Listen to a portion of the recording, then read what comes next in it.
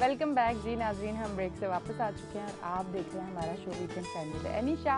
और हमारा दूसरा सेगमेंट जो है वो स्टार्ट हो चुके हैं। हमारे गेस्ट भी हमारे पास मौजूद हैं और यकीनन आप जब हमारा शो देखेंगे इस सेगमेंट का जो मुझे अच्छी चीज़ लगती है कि बहुत ज़्यादा अवेयरनेस लोगों को मिलती है। जो लोग मुश्किल में होते हैं, किसी भी बीमारी में होते हैं और उनको समझ नहीं आ रहा होता कि उन्होंने क्या करना है, किस तरफ जाना है, किस तरह अपना ट्रीटमेंट लेना है, कहाँ से अपना ट्रीटमेंट लेना है, ये सारी चीज़ें इस सेगमेंट में आप लोगों को सुनने को मिलती हैं। और ये सेगमेंट इसलिए मुझे ज़्यादा पसंद है कि इसमें काफ़ी चीज़ें मुझे भी सीखने को मिलती है। आपके साथ साथ मैं भी बहुत सारी चीज़ें ऐसी हैं जो मैं सीखती हूँ। तो सेगमेंट जो है वो बाकायदा आगाज़ करते हैं उसके। हमारे साथ हमारे दूसरे गेस्ट मौजूद हैं, हकीम साजिद इस्लाम। अस्सलाम वालेकुम। कैसे हैं आप? अल्लाह का शुक्र है। आप अच्छा, कैसे जा रहे हैं रमज़ान? तो अब अल्हम्दुलिल्लाह। एंड है, कुछ कहना चाहेंगे हमारे देखने वालों को? जी, बस यही कहना चाह रहा हूँ कि 2-4 दिन, जो 2 दिन 3 दिन बाकी हैं, तो जितना हो सकता है नेकियां समेट लें। हो सकता है अगला साल हमारा ये रमज़ान में ना गुज़रे, क्योंकि ज़िंदगी का भरोसा नहीं है।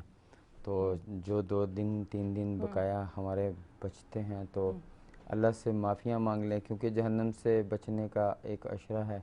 बिल्कुल। तो जितना हो सकता है इसमें आप करें। और ख़ास तौर के ऊपर रमज़ान तो इस याद में हमारे पास आता है कि हम थोड़ी अपनी इस्लाह कर लें, बिल्कुल। क्योंकि एक तो हम हैं भी रमज़ान के ही इबादत गुज़ार ज़्यादातर लोग, तो इसमें थोड़ा ट्रेनिंग हो जाती है बंदे की। उठने बैठने का शेड्यूल बन जाता है, सोने का एक टाइम बन जाता है, खाने पीने का ख़ास तौर पे एक टाइम बन जाता है। बाकी कराची के लोग जो हैं वो तो रमज़ान के अंदर सही रात जागते ही रहते सही हैं। बात, जागते रहते जागते हैं। रहते हैं। बिल्कुल ऐसा है। अच्छा, ईद की क्या तैयारियां होगी आपकी हकीम ईद साहब? की जो हाँ यानी तैयारियां कर ली हैं हमने तो रमज़ान से पहले ही, इस दफ़ा पहली दफ़ा ज़िंदगी में हुआ कि रमज़ान से पहले ही हमने क्या अपनी बात है। तैयारी कर ली। अच्छा, वो अच्छी बात है, हाँ उसमें जी, आपको अच्छी चीजें भी मिल जाती है, रिलैक्स होके आप अच्छी ले चीज़ लेते हो। मिल जाती है, और फिर टेलर जो हैं वो प्रॉब्लम भी नहीं करते नहीं सिलाई में। करते, अभी टेलर बहुत प्रॉब्लम हाँ। करता है। मैंने एक बड़ा अच्छा सा ड्रेस अपनी पसंद का लिया, पर वो जब टेलर को दिया तो उसने कहा ईद के तीसरे दिन दूसरे दिन दूंगा। फिर मुझे यही करते दोबारा हैं, 2 ड्रेस लेने पड़े। रश होता है वो अपना हाँ। सारी बुकिंग करके ना, फिर बोलते हैं जी हमारे पास टाइम नहीं बचेगा। आपको ईदी मिलती है? ईदी ये सबसे अहम सवाल है मेरे शो यानी, का, जिसपे हाँ मेरा जी, फोकस है यानी अब। जो ईदी है ना, हमें हाँ। ईदी तो हमें देनी पड़ती है हमें। अभी तो वो दौर चले गए जब हमें कोई ईदी नहीं, फिर देता भी था। एक होता है, मतलब देने वाला तो सीन इधर भी ऑन है कि मुझे भी अपने भांजे भांजियों हाँ को जी, सबको देना पड़ता है, क्योंकि सब मुझसे छोटे हैं बच्चे। पर एक होता है ना कि आपको भी कहीं से मिल रही हो तो बड़ी खुशी होती है, चाहे वो कम पैसे हो, पर नाम ईदी का होना अभी चाहिए। पैसे वाली गेम तो ख़त्म है, कोई देता ही नहीं। अच्छा। अच्छा। अभी तो यही उम्मीद लगाए सब बैठे होते हैं कि भाई हमें क्या मिलेगा, हाँ। बच्चे भी सब। हाँ। तो हाँ, अभी याद नहीं पड़ता। ऐसा सवाल आपने किया कि किसी ने मुझे एक अरसे के अंदर कोई ईदी दी हो, कुछ नहीं। अच्छा, चले ठीक है ऐसा जी। नहीं। अच्छा, नहीं, शुक्र है, अल्हम्दुलिल्लाह मुझे ईदी मिलती है। और ये अल्हम्दुलिल्लाह। शुक्र है अभी तक मिलती है, वरना मुझे ये यकीन था कि अब नहीं मिलेगी, पर शुक्र है मिलती है। मुझे पिछले साल तक भी मिली है, इस साल भी माशाल्लाह। इंशाल्लाह मिलेगी। भाई भी है और फैमिली भी और लोग भी हैं, तो वो मुझे ईदी देते हम हैं। तो खैर। बस अभी अब बहनें सब भाई उम्मीद रखे बैठे होते हैं। उम्मीद क्या है, एक खुशी होती है, हाँ, किसी को एहसास होता है कि बहन को मैं कोई भाई है हमारा। बिल्कुल बहनों ऐसे। की तो ईद बनती है, बहनों हाँ। को तो ईद दिए बगैर वैसे ईद भी नहीं होती है। हाँ, बिल्कुल सही बात है, सही है, ऐसे ही है। अच्छा, हमारा आज का जो है टॉपिक, एक तो जिस्मानी कमजोरी, वजन कम होना, पित्ते की जी पथरी, और दूसरा चेहरे के मसाइल, जैसे चेहरा लोगों का जो है बहुत जी जी और बेरौनक हो जाता है, पीला पीला हो जाता है, फीका सा होता है। जरूरी नहीं है कि आपका रंग गोरा हो जी तो आप जो है आपका चेहरा रौनक वाला लगता है। सामने रंग में भी आपका चेहरा जो है वो रौनक वाला लगता है, डार्क सर्कल और ये सारी चीजें। जी अच्छा, ये मैदा जिगर लिकोरिया की वजह हो सकती है, इस पे भी हम बात करेंगे। जी अच्छा, अक्सर हम लोग ये बात करते हैं कि कुछ चंद चीज़ें औरतों की हम डिस्कस नहीं कर पाते। खैर, मेरे हाल से आप अपने डॉक्टर से भी जाके आप डिस्कस कर सकती हैं अगर कोई ऐसा प्रॉब्लम है। आज यहाँ डिस्कस करने का मकसद ये है कि हो सकता है कि कोई मेरी बहन ऐसी है जो डॉक्टर के पास जाके शर्म से ना बोलती हो, पर ये मसला ऐसा है जिसकी वजह से आपको वीकनेस भी होती है, आप लागर भी रहते हैं, आपकी एक्टिविटी जो रोज़ की काम होते हैं उस पर भी बड़ा फ़र्क पड़ता है, आपके चेहरे से रौनक ख़त्म हो जाती है। तो आज हम इस पर बात करते हैं। जी। एक तो नाजरीन से ये गुजारिश है कि आज का मौजू हमने जो रखा है, ये जैसे एनी ने बताया कि इसमें शर्माने की ज़रूरत नहीं है आपको। आपके साथ अगर कोई मसाइल है, इसमें बाकायदा से हमारे हिकमत की जो इब्तिदा में प्रॉब्लम है ना यानी, जी। वो मैदे और जिगर से ही तो शुरुआत होती है इनकी। और लाजमी नहीं कोई, मतलब कि कोई वो नहीं है ये कि अगर लिकोरिया है आपके साथ या आपके साथ कोई प्रॉब्लम है, या लड़के नौजवान लड़के हैं उनके साथ कोई प्रॉब्लम है। क्योंकि सबसे पहली बात तो ये है कि हमारे साथ खुराक के बहुत से मसाइल हैं, जी। क्योंकि हमारा सही तरह से ग़िज़ा का ना होना ही बीमारियों को जन्म देता है। केमिकल्स वाली ग़िज़ाएँ हैं और फास्ट फूड हैं जिसके अंदर, और कार्बोनेटेड मशरूबात हमारी पसंद बन चुके हैं। कुदरती जो अग़ज़ियात हैं उनका खाने का कोई ख़ास प्लान नहीं है हमारा। हमारी ज़िंदगी का यानी पूरा एक प्लान है। मैं हूँ, आप हैं, आपने मुख्तलिफ़ चैनल्स पे बैठना है, मैंने अपने मुख्तलिफ़ पेशेंट को देखना है। हमने एक जो है अपना वो बनाया हुआ है कि जी हम अपनी ऐसी ज़िंदगी गुजारेंगे, इस टाइम हमने बस सोना है, इस टाइम हमने मोबाइल चलाना है। जी। तो सोते हुए भी हमारी रात जो जब हम आखिरी टाइम के ऊपर दुआ पढ़ के सोएंगे तो हमारे हाथ में मोबाइल होगा, बस अभी फेसबुक सारा कुछ देख लिया। लेकिन हमारा अगर सही तरह से कोई प्लान नहीं है ना अपने ज़िंदगी में, तो वो घरों के अंदर एक खाने पीने का सही जहाँ पे प्लान नहीं है, वहाँ पे उन बच्चों की सेहत में बड़ा मसला होता है। और ख़ास तौर पे ऐसी जगह जहाँ के ऊपर ये प्रॉब्लम बन चुका है कि बच्चों को पसंद है ज़्यादा पिस्ता, वो पास्ते, और इसके साथ पिज़्ज़ा, इसके साथ जो है इस फास्ट फूड ज़्यादा, मैकडोनल्ड हो गए हैं, और इसी तरह से होटलिंग बहुत ज़्यादा जहाँ पे की जाती है, वहाँ पे चेहरे बिगड़ते हैं। अच्छा। वहाँ पे मैदे बिगड़ते हैं, वहाँ पे मसाइल शुरू हो जाते हैं बच्चों के भी और बच्चियों के भी। लिहाजा जो भी घर हैं उसमें ख़ास तौर पे हमने डाइट प्लान बनाया हुआ है ना, चलें हमारा डाइट प्लान सिर्फ इसीलिए आप अपने पास व्हाट्सअप करवा लें कि जो चीज़ें हैं वो कौन सी होती हैं, अल्लाह ताला ने जो चीज़ें बनाई हैं खाने में, चलें उसमें हम ये बता देते हैं फ़लाँ फ़लाँ चार्ट से परहेज़ करें आप।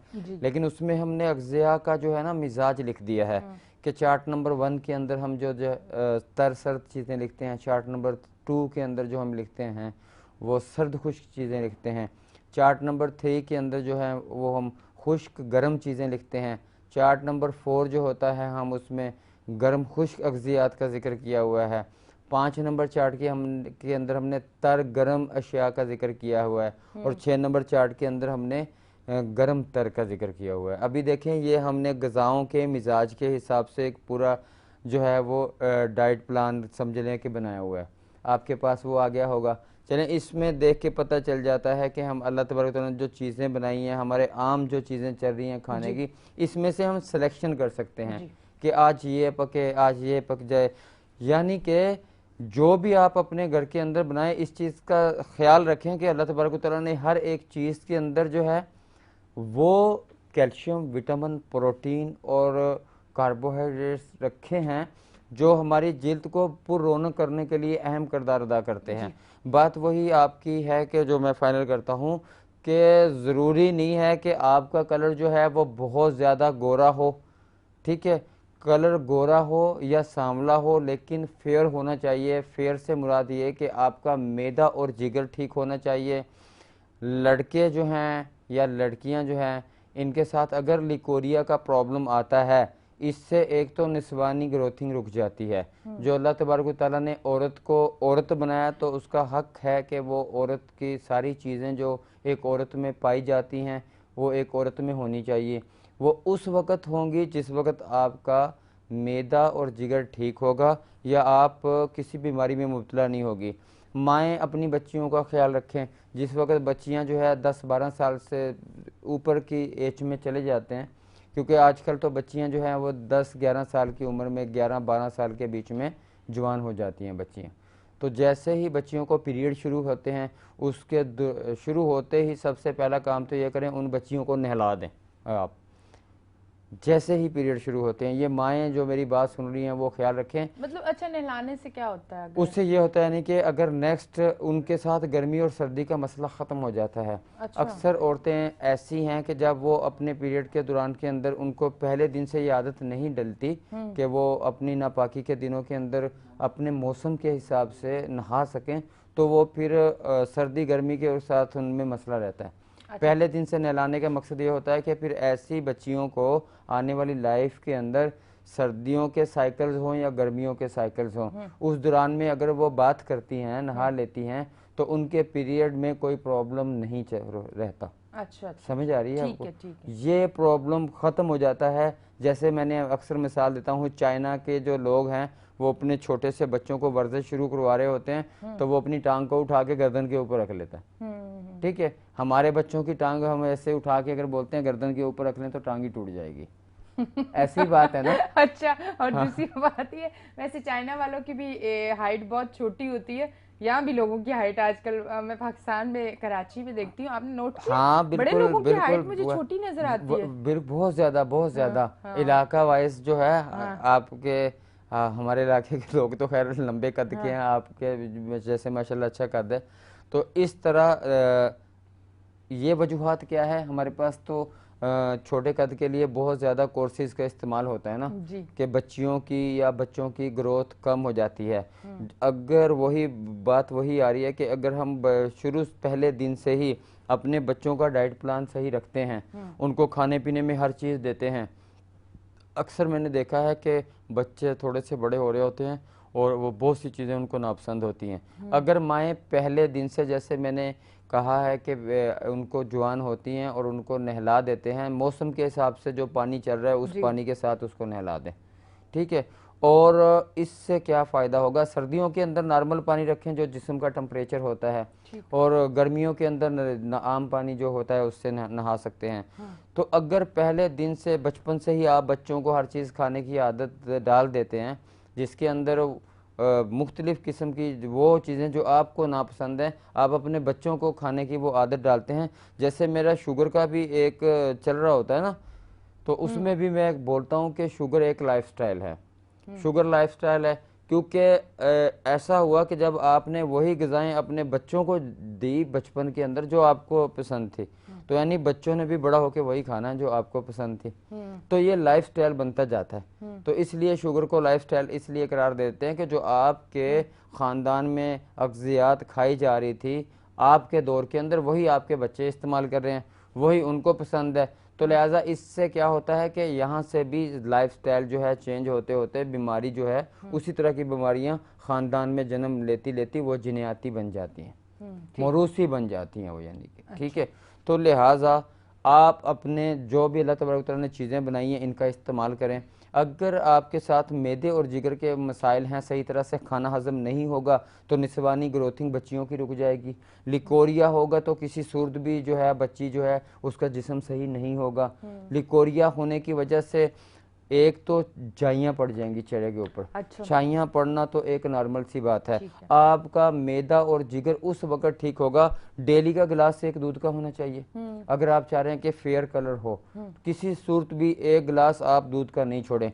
आजकल के दिनों में जो कॉन्सेप्ट चल रहा है दूध सही नहीं है, दूध बेहतरीन है, मैं अपनी ज़ाती बात कर रहा हूँ कि अगर मैं चंद दिन लगातार एक दूध का गिलास इस्तेमाल कर लेता हूँ तो मुझे ज़रूरत नहीं पड़ती है कि मैं किसी साबुन से अपने मुँह को भी धो लूँ। मेन चीज़ ये है कि हम ज़िंदगी में अपनी मसरूफ़ हैं, अपने खाने के ऊपर तवज्जो नहीं दे रहे हैं, और फिर अगर हमें खाना भी मिल रहा है तो हम वो इस तरह का है कि जिससे हमारा मैदा और जिगर ख़राब हो रहा है।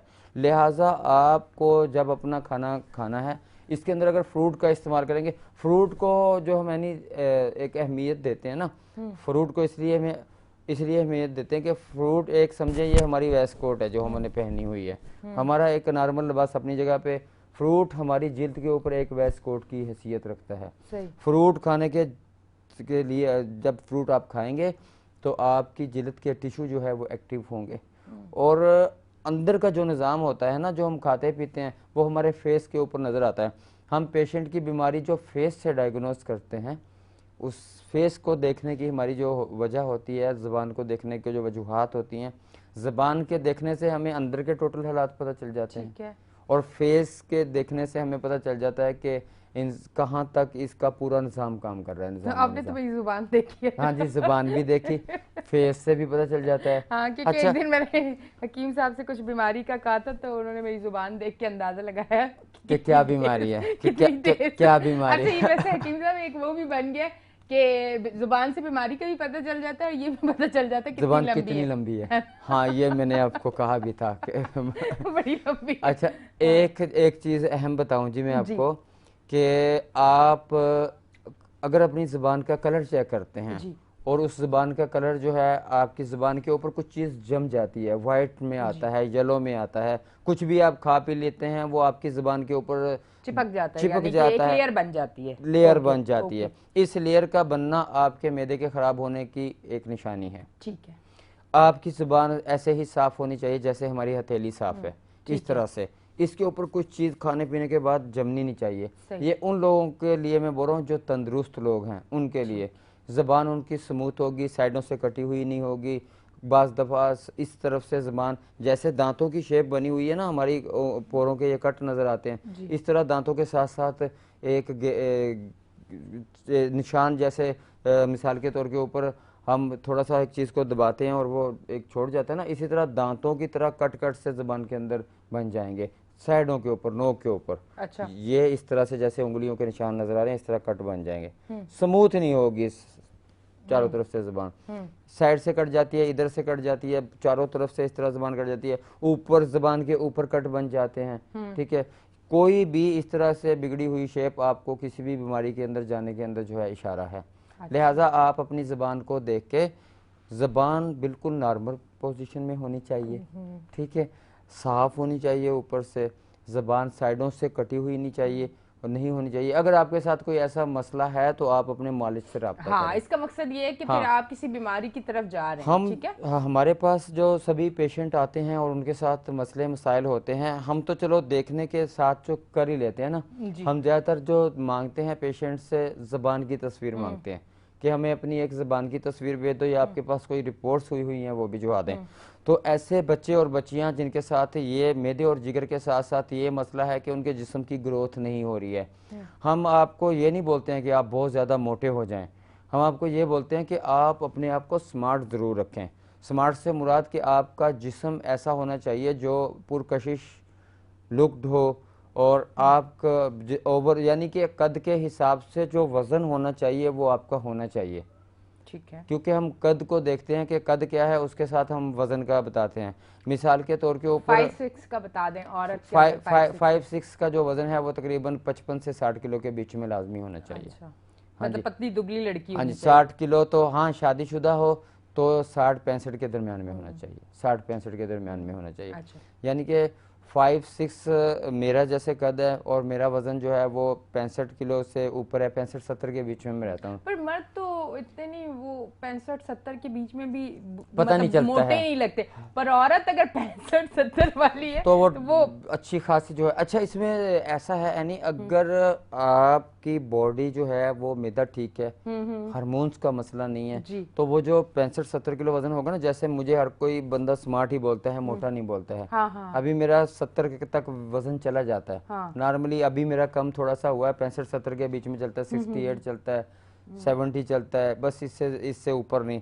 और अगर औरत का ये वज़न होता है तो वो समझे कि हार्मोन्स का प्रॉब्लम हो रहा है, उसका वज़न तेज़ी के साथ बढ़ रहा है। अच्छा, अक्सर मेरी बहनें जो हैं ऐसा करती हैं, माई बहनें, इस तरह का प्रॉब्लम हो कि जिस वक्त आपके साथ वज़न बहुत तेज़ी से बढ़ रहा हो तो आपको कोई ज़रूरत नहीं है कि आप अपना डाइट वो शुरू कर दें। डाइट से मुराद खाना पीना बंद कर दें, बल्कि आप उन ग़िज़ाओं का इस्तेमाल करें जो मिजाज के अंदर गर्म तर और तर गर्म और या तर सर्द होती हैं। आप इन अज्जिया का इस्तेमाल करेंगे तो आपके हार्मोनल इशू ख़त्म होना शुरू हो जाएंगे। मेडिसिन का इस्तेमाल कर लेंगे तो सोने पे सुहागा हो जाएगा, जल्दी मामला हल हो जाएगा। माँ सिवाय इसके कि आप अपने वज़न को बढ़ाने या कम करने के लिए वो ऐसी चीज़ों का इस्तेमाल करती हैं जो गैर फितरी है, जिसकी वजह से मिसाल के तौर के ऊपर खाना छोड़ दिया, डाइट प्लान कर रहे हैं जी, वज़न गिरा रहे हैं। अच्छा, वो वज़न गिरा दिया 3-4 महीने 5 महीने मेहनत करके आपने 10 किलो वेट लॉस कर लिया, इसके बाद आपने वापस अपनी ज़िंदगी पे आ जाना है, वापस रूटीन के ऊपर आना है, वो वज़न उससे 2 गुना तेज़ी से बढ़ जाएगा। यानी कि अगर 6 महीने में वो कम किया है, वो 3 महीने के अंदर वही 10 किलो गेन हो जाएगा। इससे बेहतर है कि जब आपके साथ ये मसाइल होते हैं तो आप हर्बल की तरफ आ जाएं, आप कुदरती मेडिसिन की तरफ आ जाएं, आप तिबे यूनानी की तरफ, तिबे जदीद की तरफ आ जाएं। आप तिब के किसी भी नज़रिया से अपना इलाज शुरू करवा दें। इसके इलाज से इंशाल्लाह ताला आपको फ़ायदा क्या होगा कि आपका सबसे पहले जब मैदा, जिगर और हार्मोन्स का मसला हल हो जाएगा, इसकी वजह से आपका वेट बढ़ेगा ही नहीं। और अगर आप इस दौरान के अंदर भी अपना वेट जो लॉस करेंगी, नेक्स्ट टाइम के ऊपर भी आपका वेट ज़्यादा नहीं हो सकता। वो बच्चियाँ, वो लड़कियाँ, वो मर्द, वो औरतें जिनका वज़न कम है, वो जिस वक्त हम इलाज कर रहे होते हैं मैदे और जिगर का, लिकोरिया का, चरियान का, और उसके साथ साथ एक तो कलर साफ़ हो जाता है। हमारे पास डिमांड आती हैं कि जी फेस जो है वो साफ़ नहीं है, कोई क्रीम दे दें जो फेयरनेस के लिए हो। क्रीम है हमारे पास मौजूद, लेकिन हम बोलते हैं कि हमारे पास कोर्सेज वाइटनिंग के भी मौजूद हैं, हर्बल्स मौजूद हैं, कुदरती जड़ी बूटियों के तैयार ये कोर्सेज होते हैं। इससे पूरी बॉडी का कलर फेयर हो जाता है, पूरी बॉडी का, पूरी बॉडी का कलर, आपका कलर जो भी है उसका जो रियल आउट लुक निकलेगी कुदरती तौर पे, हम वो लुक इंशाल्लाह आपको देंगे उस हार्मोन्स के अंदर। मिसाल के तौर के ऊपर मेरा कलर जो है वो तकरीबन नॉर्मल है, अगर इसको मैं साफ कर लूँ इस कलर को तो अच्छा लगूंगा। जो अगर कोई सांवला है तो सांवला, मैं तो एक पसंद आपको बताऊं, हर किसी की अपनी पसंद होती है, ठीक है। कलर जो है वो सांवला कलर ही अच्छा है। और या आप कुदरती तौर के ऊपर जो भी कलर है, मैं चलो किसी की दिलदारी नहीं करता हूँ, जो भी कलर है उसको फेयर होना चाहिए, छाइयाँ नहीं होनी चाहिए, दाने नहीं होने चाहिए।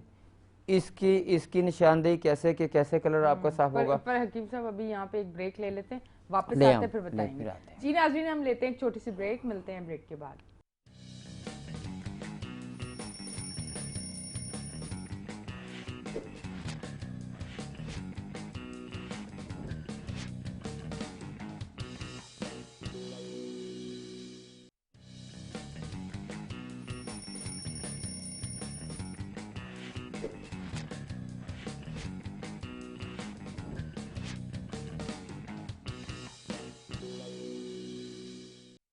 जी नाज़रीन, हम ब्रेक से वापस आ चुके हैं और आप देख रहे हैं हमारा show weekend shine with Anisha, और मैं आपकी तरफ आती हूँ क्योंकि बात जो है वो ब्रेक की वजह से। अच्छा, ये जो मैं अपना टॉपिक कंप्लीट करूँ जी, जो फिर दूसरी बात की तरफ आते हैं कि ऐसे बच्चियाँ और बच्चे, हमारा 3 माह का ये कोर्स होता है और बहुत मुनासिब से इसके अंदर एक्सपेंसेस के अंदर ये कोर्स आपका मुकम्मल हो जाता है।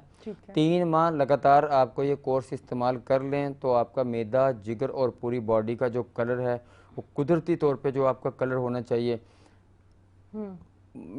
आप ऐसा करें कि क्रीमों का इस्तेमाल करें।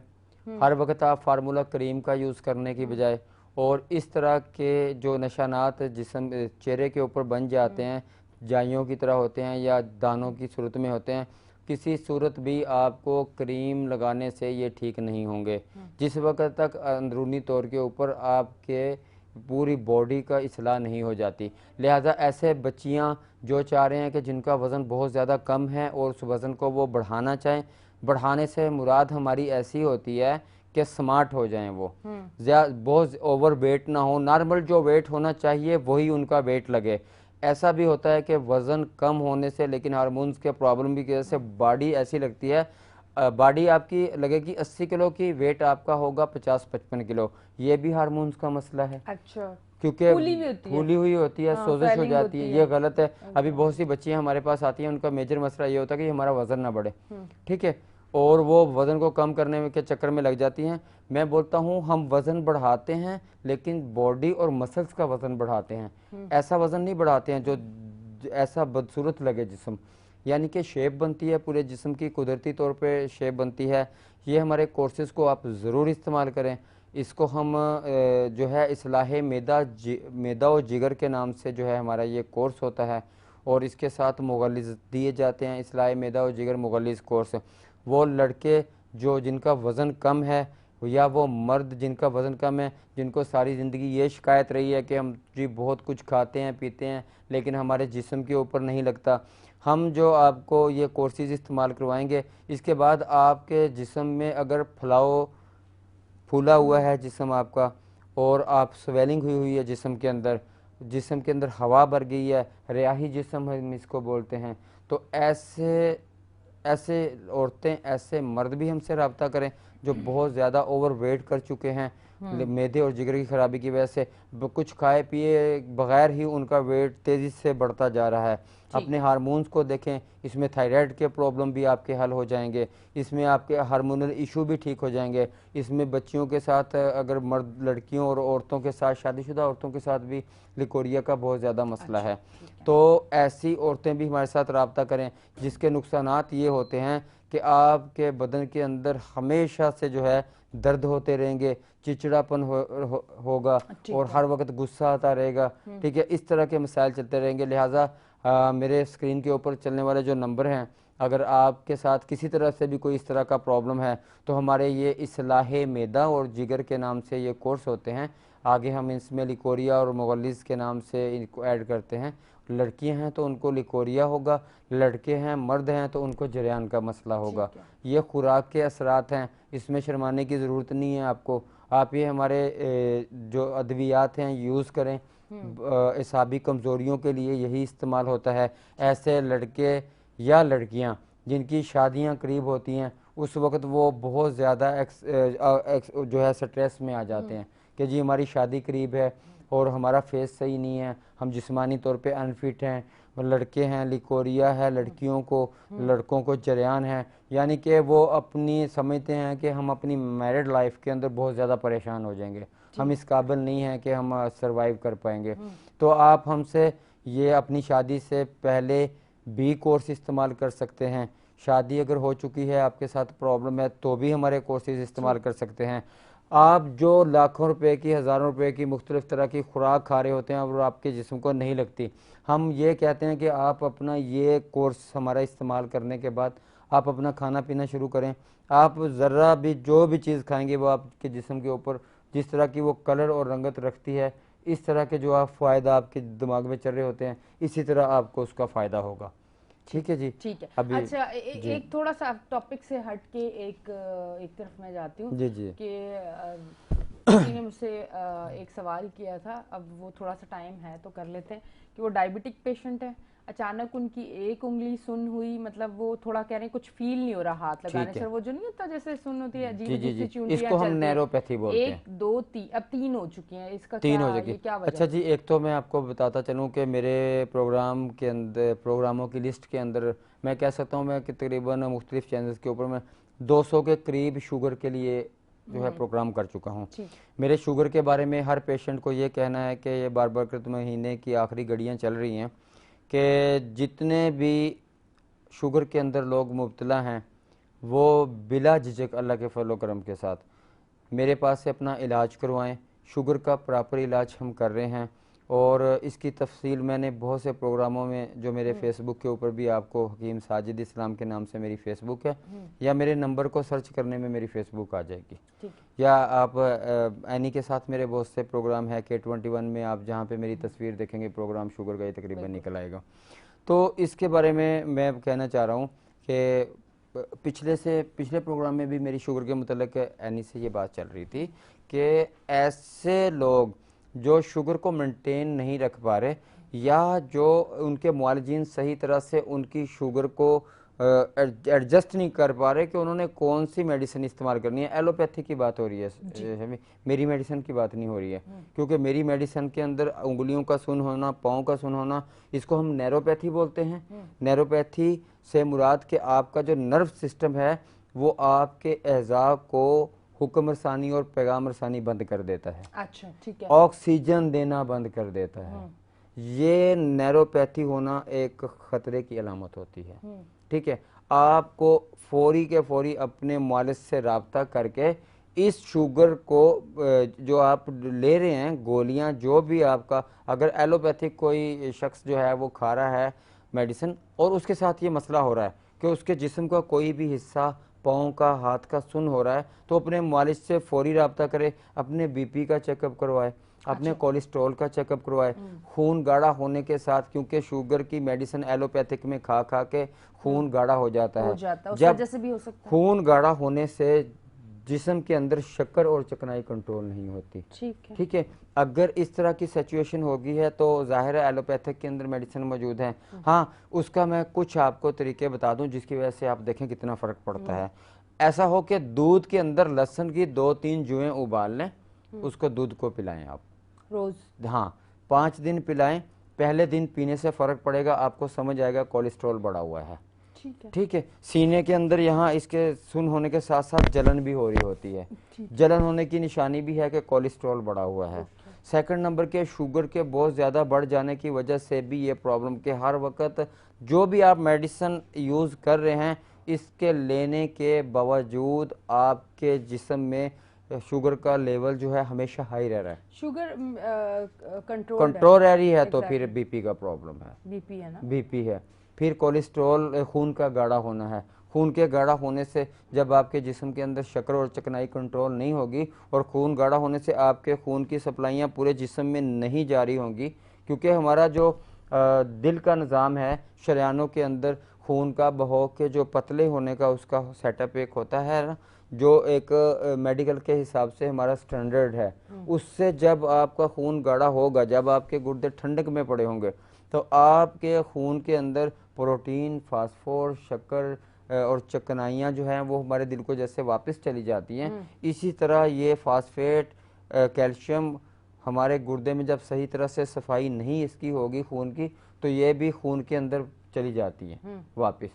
इस तरह इनको साथ जाने की वजह से हमारा खून आहिस्ता आहिस्ता गाढ़ा होना शुरू हो जाता है। क्योंकि जब हम एलोपैथिक की मेडिसिन खा रहे होते हैं, और आम सी बात है सुनने में ये चीज़ें तो कॉमन हैं यानी इसका मैं आपको बता दूं कि शुगर का कोई भी मरीज़ जो एलोपैथिक में है और इंग्लिश मेडिसिन इस्तेमाल कर रहा है वो अपने जहन में इस चीज़ का रख ले कि उसको शुगर के साथ साथ ब्लड प्रेशर में भी एक दिन जाना है। और इसके साथ साथ एंड जो शुगर वालों का होता है, अगर वो अपने आप को क्योर नहीं रखते हैं, गैंग्रीन के ऊपर काम मामला ख़त्म होता है। नेक्रोसिस होने की वजह से गैंग्रीन का प्रॉब्लम होता है। यानी कि गैंग्रीन से मुराद कि नैरोपैथी, आपके जिस्म को का जो खुलियात हैं वो डेड होना शुरू हो जाते हैं, यहाँ से जिस्म काला होना शुरू हो जाता है। खुदा न खास्ता उसके बाद ऐसे पेशेंट के साथ जो है गैंग्रीन की तरफ प्रॉब्लम चलता है। ठीक है, तो ऐसा पेशेंट जो है जैतून का तेल ज़रूर इस्तेमाल करे। 2 चम्मच जैतून के सुबह और शाम। एक बात कामन पकड़ ले, हर मरीज़ और ख़ास तौर पे शुगर का मरीज़ बिल्कुल 2 चम्मच वर्जिन ऑयल जो होता है जैतून के अंदर, एक्स्ट्रा वर्जिन, इसके 2 चम्मच सुबह और शाम इसको लाजमी इस्तेमाल करने चाहिए। चाय वाले चम्मच या खाने वाले चम्मच 6 चम्मच तक भी इस्तेमाल कर सकते हैं। बस जगह से हमें ये आता है जी बहुत गर्म होता है, भाई अल्लाह के बंदे गर्म होता है, अभी गन्ने का रस भी गर्म है, ठीक है, वो तो आप लोग पीते हो आप होता है जी, आपको ये पता नहीं है कि गर्म में कौन सी चीज आपके लिए नुकसानदेह है। देखिए गर्माइश की जहाँ तक बात की जाती है ना, अभी मछली को लोग अक्सरियत ठंडा समझते, गर्म समझते हैं। मछली गर्म है, गर्म है, गर्म है, वो भाई अल्लाह के बंदे कौन सी मछली गर्म है ये भी तो देखो, कौन सी मछली गर्म है। मछली का मिजाज पहले दर्जे का सर्द और दूसरे दर्जे का खुश्क है। सर्द खुश्क होती है, यानी कि उसमें खुश्की इतनी इंतहा की होती है मछली के अंदर कि वो आपके जब पूरी बॉडी का पानी जिस्म से खींच लेती है, इससे आपको प्यास की शिद्दत महसूस होती है। लाजमी नहीं है कि आपको प्यास की शिद्दत किसी गर्माइश की वजह से होगी, आपको प्यास की शिद्दत जो है वो खुश्की की वजह से भी हो सकती है। अच्छा, ठीक है ना, कि अगर आपके जिस्म के अंदर खुश्की पैदा हो चुकी है तो भी आपको प्यास की शिद्दत बढ़ सकती है। हाँ, अच्छा हकीम साहब, ये पहले मतलब तीसरे रोजे से मेरे साथ ये प्रॉब्लम है कि इफ्तार होने के बाद भी ज्यादा पानी मैं नहीं पी सकती। ठीक है, तो मेरी ना जुबान ऐसे ना मतलब ऐसा लगता है जैसे बिल्कुल सूख चुकी है, गला खुश्क हो चुका है। मैं पानी पीती हूँ पर वो फिर भी खुश्क मुझे फील होता है। वो बात वही आती है कि हमें हमारे जिस्म को एक दिन के अंदर कम से कम भी 12 से 13 गिलास की जरूरत पड़ती है। और अभी चल रही है गर्मी, गर्मी के अंदर तो 13 गिलास बहुत ज़रूरी हैं। आपने अगर अपने जिस्म को जो कुदरती तौर पे जिस्म को पानी की ज़रूरत होती है वो हम देते हैं। हम पानी मना करने का जहाँ तक जिक्र करते हैं वो निहार मुँह खाली पेट पानी पीने का मना करते हैं कि अगर आपने खाली पेट पानी पिया तो आपके जिस्म के अंदर जो है कमज़ोरियाँ आना शुरू हो जाएंगी। ठीक है। लेकिन ये पानी हम किसी सूरत भी बिल वास्ता या बिला वास्ता नहीं मना करते। इफ्तारी के बाद दिन के अंदर आप अगर अच्छी जिल्द चाह रहे हैं अपनी, अगर आप अपनी लुक्स फेयर चाह रहे हैं आप, तो आप अगर आपको प्यास नहीं लग रही तो भी आपके मैदे के साथ प्रॉब्लम्स हैं तो आप इलायची का पानी उबाल के पी लें। ठीक है। बहुत ज़्यादा प्यास की शिद्दत महसूस होती है तो इलायची का पानी पीने से बहुत ज़्यादा शिद्दत ख़त्म होगी, लेकिन जो नॉर्मल प्यास है वो लगती रहेगी। एक्स्ट्रा शिद्दत ख़त्म हो जाएगी। अक्सर लोगों को गर्मी के मौसम के अंदर पानी की बहुत ज़्यादा तलब होती है। पानी की बहुत ज़्यादा शिद्दत होने की वजह से बार बार पानी पी के भी उनकी प्यास नहीं बुझती है। ऐसे पेशेंट इलायची को उबाल के पानी के अंदर इस्तेमाल करने से उनका ये मसला हल हो जाएगा। तो शुगर के मरीज़ जो जैतून का इस्तेमाल करेंगे, इसके साथ वो अपना कुदरती अग़ज़ियात का इस्तेमाल करें, अपना डाइट प्लान फाइनल करें वो, और बिल्कुल भी इस बिना के ऊपर मीठी चीज़ें मत खाएं, चीनी की चीज़ें मत खाएं कि हम बाद में गोली ले लेंगे। ये जो मेन मसला है, बद परहेजियाँ छोड़ें, हमारा डाइट प्लान मंगवा लें।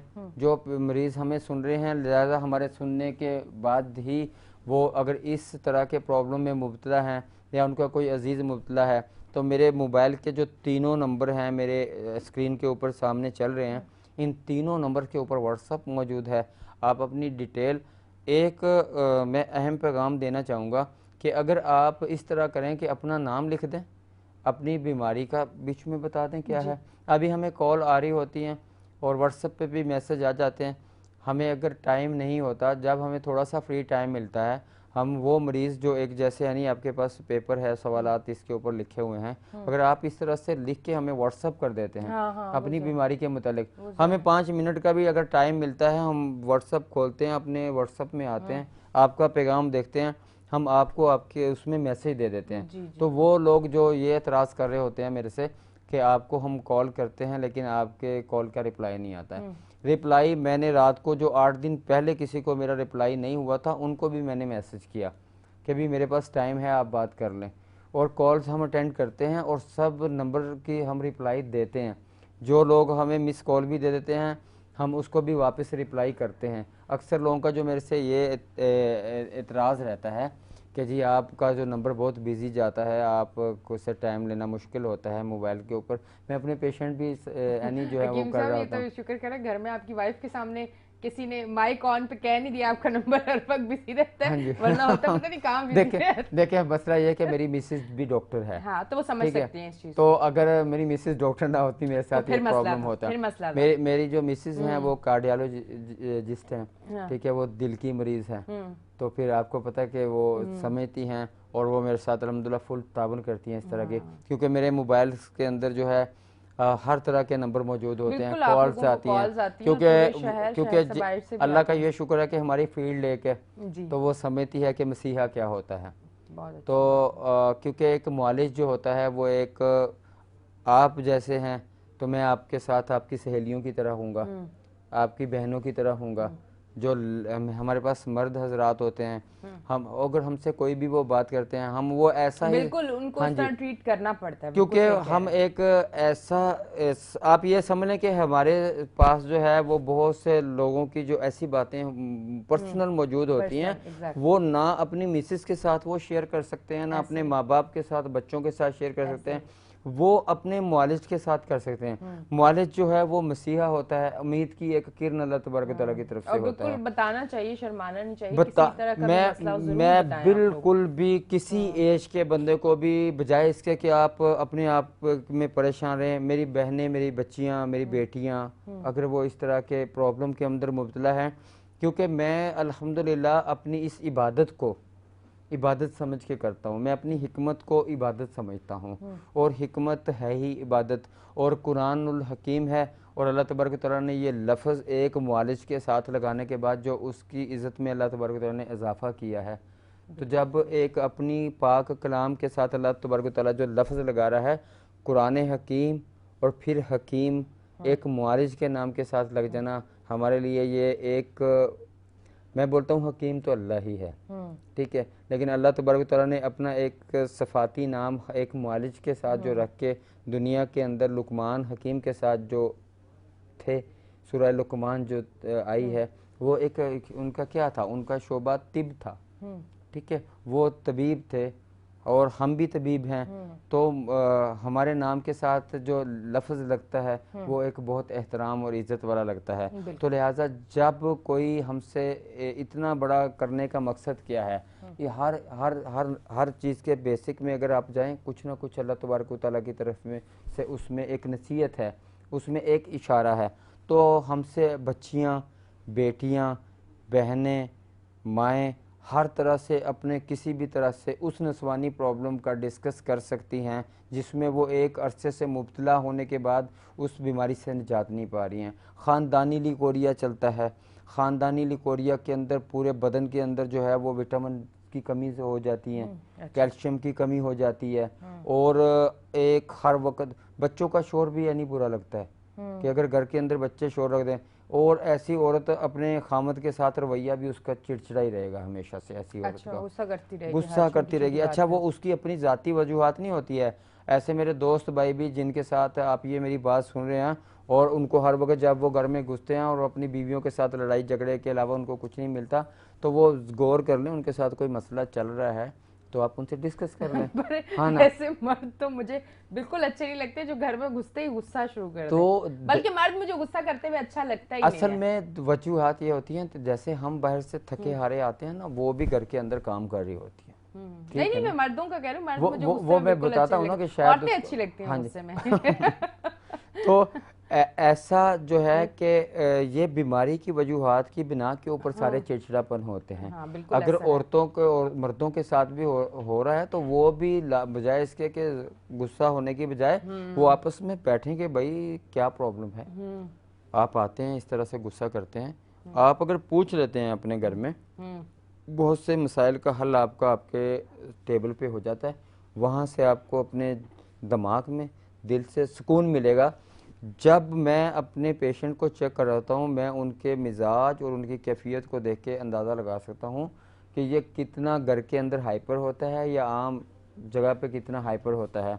मतलब कि उसके जो एसाबी निज़ाम है जब आपके कंट्रोल में नहीं होगा, तो जब कहते हैं ना कमज़ोर बंदा है इसको गुस्सा ज़्यादा आता है, ठीक है ना।